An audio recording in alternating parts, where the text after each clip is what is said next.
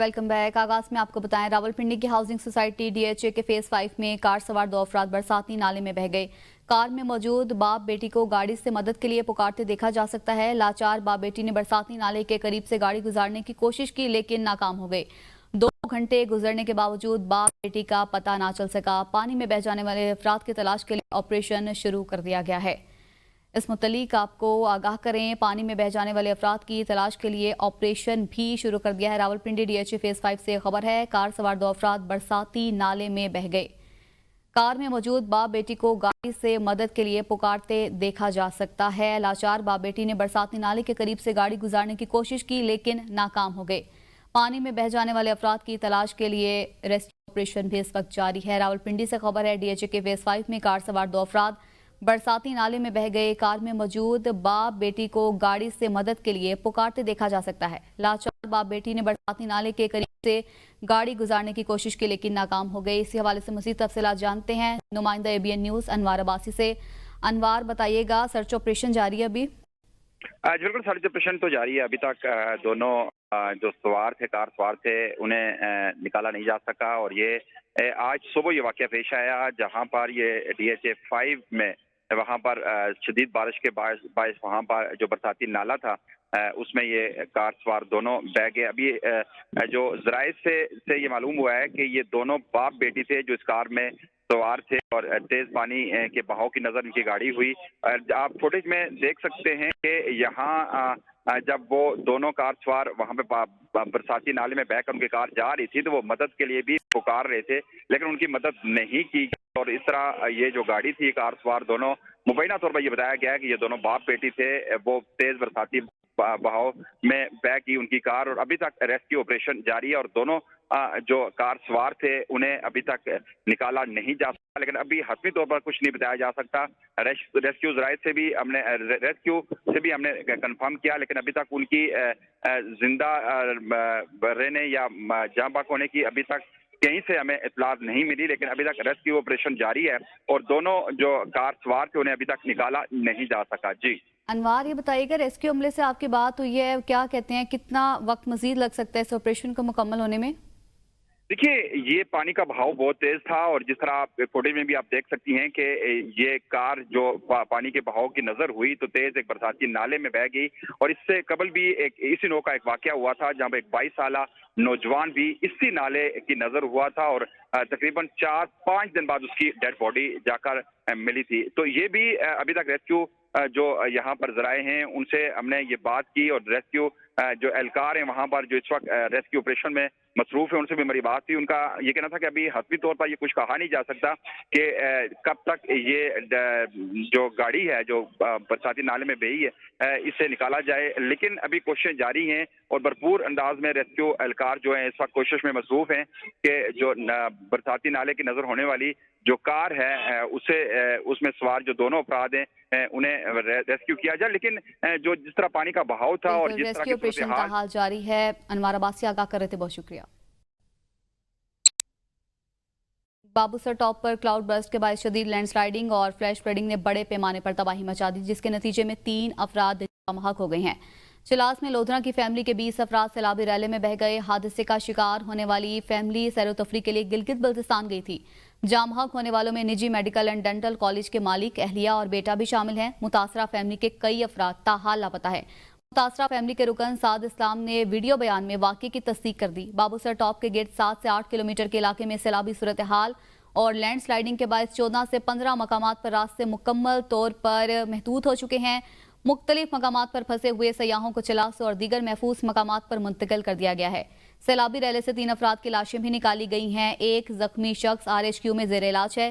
फंसी हुई गाड़ियों को मलबे से निकालने का काम जारी है। भारी पत्थरों और मलबे के बाइस दीगर इलाकों में पैदल जाना नामुमकिन हो गया, जबकि रोड की बहाली के लिए NDMA मुतल्लिका इदारों का राबता भी जारी है। शारा कराकरम भी लाल पहाड़ी और तत्ता पानी के मकामात पर बंद है। हुकाम और NDMA की जानिब से इमदादी सरगर्मियां जारी हैं। गिलगित बल्तिस्तान में शदीद सैलाब के बायस शाहरा बाबू सड़क पर तबाहकारियां जारी हैं। तर्जमान सूबाई हुकूमत फैजुल्ला फिराक के मुताबिक चलास के इलाके में सैलाबी रैलों से एक गर्ल्स स्कूल और 2 होटल, एक पंचक्की, गंदुम डिपो, पुलिस चौकी और टूरिस्ट पुलिस शेल्टर मुकम्मल तौर पर तबाह चुके हैं, जबकि 50 से जायद मकानात मुनहदिम और 8 किलोमीटर सड़क शदीद मुतासिर हुई है। शाहरा बाबू सड़क पर 15 मकामात पर रास्ते बंद हैं और 4 राबता पुल भी बह चुके हैं। 2 मसाजिद भी शहीद हो चुकी हैं। हजारों फीट इमाराती लकड़ी पानी में बह गई। थक बाबूसर में मवासलाती निज़ाम न होने की वजह से कई सयाहों का अपने घरों से राबता मुनक़ता है। तर्जमान के मुताबिक सैकड़ों फंसे सयाह खैर आफियत से हैं और 200 से जायद को रेस्क्यू करके चलास मुंतकिल कर दिया गया है। तो वहीं दयामिर में सैलाब में फंसे मुसाफिरों के लिए रिलीफ ऑपरेशन शुरू कर दिया गया है। इमदादी सरगर्मियों की क़यादत लेफ्टिनेंट कर्नल शाहिद हेलीकॉप्टर के जरिए और मेजर तलहा जमीनी रास्ते से कर रही हैं। रेस्क्यू टीमों की जानिब से मुतासरा अफराद को खुराक के पैकेट फराहम किए जा रहे हैं, जबकि 112 विंग इंसानी इमदाद में भरपूर किरदार अदा कर रही हैं। रेस्क्यू टीमों की जानिब से मुतासरा अफराद को खुराक के पैकेट फराहम किए जा रहे हैं। रुक करेंगे सवात का, जहां तूफानी बारिशों के बायस मुख्तलिफ हादसात में खातून और बच्चों समेत 7 अफराद जाम बहक जबकि मुतादिद जख्मी हो गए। मदियन में पहाड़ी तोदा घर पर गिरने से 3 बच्चे जान की बाजी हार गए, जबकि एक खातून जख्मी हुई। मालम जब्बा में 2 बच्चे बरसाती नाले में बह गए, जिनकी लाशें मकामी अफराद ने निकाली। ख्वाजा खेला में छत गिरने से एक बच्चा जाम बहक और एक जख्मी हो गया। जिले इंतजामिया और रेस्क्यू टीमें इमदादी सरगर्मियों में मसरूफ हैं।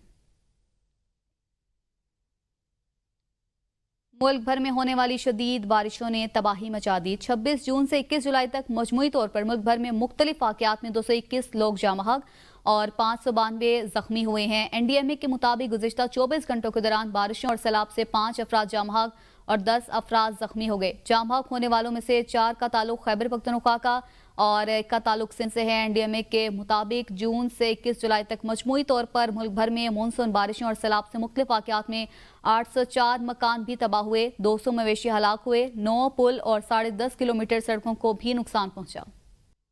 खैबर पख्तूनख्वा में बारिश ने तबाही मचा दी। PDMA ने बारिशों और लैंडस्लाइडिंग से जानी और माली नुकसान की इब्तदाई रिपोर्ट जारी कर दी। सूबे में बारिश और सैलाब से 10 अफराद जाम बहक और 2 जख्मी हुए हैं। जाम बहक अफराद में 6 बच्चे, 2 मर्द और खातून, जबकि जख्मियों में 1 खातून और 1 बच्चा शामिल है। PDMA रिपोर्ट के मुताबिक बारिश और सैलाब के बायस 10 घरों को नुकसान पहुंचा, जिसमें 8 को जुज़वी जबकि 2 घरों को मुकम्मल नुकसान पहुंचा। बारिश से 3 मवेशी भी हलाक हुए। वफाकी दारुल हुकूमत में बारिश जारी। रावल डैम में पानी की सतह बुलंद। रावल डैम में पानी की सतह 1750 फीट से बुलंद होने पर स्पिलवेज खोल दिए गए। NDMA ने तमाम मुतल्लिका इदारों को पेश किया आगाह कर दिया। कोरंग नाला में पानी के बहाव में इजाफा मुतवक्के है। आवाम से इल्तमास है कि पानी का बहाव तेज होने की सूरत में नाला क्रॉस करने से गुरेज करें। उधर मरी और गिरदनवा में गुज़िश्ता रात से मूसलाधार बारिश का सिलसिला जारी है, जिसके दौरान 200 मिलीमीटर तक बारिश रिकॉर्ड की गई। शदीद बारिश के बायस मुतादिद मकामात पर लैंडस्लाइडिंग हुई, जिससे कई अहम शाहराहें मुकम्मल तौर पर बंद हो गई हैं। महकमा हाईवे और NLC की मशीनरी मुतासरा सड़कों से मलबा हटाने में मसरूफ है। डिस्ट्रिक्ट इमरजेंसी ऑफिसर मौके पर मौजूद हैं और लैंडस्लाइडिंग के बायस फंसने वाली गाड़ियों को निकालने के लिए इमदादी कार्रवाइयाँ जारी हैं। सत्ता पानी और इसके गिरदोनवा में भी गुज़िश्ता रात से वक्फे से जारी तूफानी बारिश ने तबाही मचा दी। दरिया पूंछ समेत तमाम नदी नालों में शदीद तुगयानी, जबकि पानी की सतह में मुसलसल इजाफा हो रहा है। लैंडस्लाइडिंग के बायस कोटली, बरास्ता, रिहा और दंदली गोई रोड बंद हो गए, जिससे ट्रैफिक की रवानी मुतासिर हुए मुसाफिरों को शदीद मुश्किलात का सामना है। तूफानी बारिश ने लिंक रोड्स को खंडर बना दिया। जिले इंतजामिया ने शहरियों को गैर जरूरी तौर पर घरों से निकलने और सफर से गुरेज करने की हिदायत जारी कर दी है। Welcome back. सेनेटर सैफुल आबड़ो के हवाले से मफादात के मुमकिन टकराव का इंकशाफ। सेनेटर सैफुल आबड़ो पार्लिमानी निगरान भी, कंपनी के मफादात के लिए कोशां भी। दस्तावेजात के मुताबिक सेनेटर सैफुल आबड़ो की कंपनी NHA मनसूबों पर सरगर्म। सेनेटर अबड़ो का ताल्लुक NHA में काम करने वाले कलंदर बख्श अबड़ो एंड कंपनी से है। आपको बताएं, सेनेटर सैफुल आबड़ो पार्लिमानी निगरान भी, कंपनी के मफादात के लिए भी कोशां। सेनेटर सैफुल आबड़ो की कंपनी NHA मनसूबों पर सरगर्म। सेनेटर अबड़ो का ताल्लुक NHA में काम करने वाले कलंदर बख्श अबड़ो एंड कंपनी से। इस मुतालिक मजीद तफसीलात जानते हैं अपने नुमाइंदे जमान मुगल से। जमान, बताइएगा क्या मामला है ये? जी बिल्कुल, सेनेटर सैफुल आबड़ो जो है वो सेनेटर भी है और साथ साथ एक कंपनी जो है उसको हेड भी करते थे। और हमारे जराये का ये कहना है कि जब से वो सेनेटर बने तो उनके जो सेक्रेटरी हैं अदनान, जब हमारी उनसे बात हुई तो उन्होंने कहा कि जब वो सेनेटर बने तो उन्होंने उस कंपनी को जो है बतौर हेड छोड़ दिया था, लेकिन जराये ने ये बताया है कि उन्होंने जो डॉक्यूमेंट्स मुख्तलिफ इदारों में जमा करवाए हैं, अपने कंपनी को छोड़ने के बाद अपने बेटे और बेटी को जो है उसका हेड बना दिया है। और सेनेटर सैफुल्लाह अब्लो जब भी कोई एनएचए, किसी कमेटी में एनएचए का मामला आता है तो उस पर वो सख्त सवालात भी करते हैं और उनकी बात पुरस भी करते हैं, और दूसरी जानब चूंकि एक कंपनी के साथ उनके मुबैना मफादात भी है, उनका बेटा और बेटी उस कंपनी में है और उस कंपनी को मुमकिन तौर पर फायदा पहुंचाने के लिए भी कोशिश नजर आते हैं, और ये बज़ाहिर जो है वो एक मफादात का टकराव है। और जो एनालिसिस करने वाले लोग हैं उनकी तरफ से कहा गया है कि शफाफियत पर जोर देना चाहिए और पार्लिमान को मजबूत करने के लिए ये जरूरी है कि सेनेटर सैफुल्लाह अब्लो जो है उनका किसी भी हवाले से इस कंपनी से ताल्लुक नहीं होना चाहिए। अगर उनका बेटा और बेटी इस कंपनी के सीईओ होंगे तो किसी भी सूरत शफाफियत जो है वो सामने नहीं आ सकेगी। जी, जाहिर मफादात का टकराव नजर आता है। जमान मुगल आगाह कर रहे थे, बहुत शुक्रिया। यूटिलिटी स्टोर्स मुलाजमीन के धरने का दूसरे रोज मुल्क भर से मुलाजमीन की आमद का सिलसिला जारी है। शदीद बारिश के बावजूद मुलाजमीन ने रात खुले आसमान तले गुजारी। मुलाजमीन का कहना है कि मुतालिबात की मंजूरी तक वापस नहीं जाएंगे, मुलाजमीन का मुआशी कत्ल नहीं होने देंगे। इस मुतलिक मजीद बात करेंगे अपने नुमाइंदे शाहिद अजमल से। शाहिद, बताइएगा मुजाहिरीन मजीद क्या कहते हैं? जी बिल्कुल, यूटिलिटी स्टोर्स कॉर्पोरेशन का यूटिलिटी स्टोर्स की बंदिश के खिलाफ आज जो है उनके मुलाजमीन का दूसरे दिन भी धरना जो है इस्लामाबाद में जारी है और ये धरना यूटिलिटी स्टोर्स हेडक्वार्टर के सामने दिया जा रहा है। दूसरे दिन मुल्क भर से यूटिलिटी स्टोर के मुलाजमीन जो है वो इस वक्त धरने में शिरकत के लिए आ रहे हैं। शदीद बारिश के बावजूद ये धरना रात भर जो है खुले आसमान तले जारी रहा है। यूनियन के सदर जो सैयद आरिफ शाह है उनका कहना है कि आज मजीद हजारों मुलाजमीन धरने में शामिल हो जाएंगे और मुतालबात की मंजूरी तक हम वापस नहीं जाएंगे। वज़ीर-ए-आज़म अपना गैर कानूनी फैसला वापस लें और मुतालबात की मंजूरी तक एहतजाज जारी रहेगा। शाहिद अजमल आगाह कर रहे थे, बहुत शुक्रिया। कश्मीर इलेक्शन ट्रिब्यूनल का बड़ा फैसला, 2021 के इंतखाबात में धांधली का भांडा फूट गया। तहरीक इंसाफ की जीत का लदम करार इलेक्शन ट्रिब्यूनल ने धांधली साबित कर दी।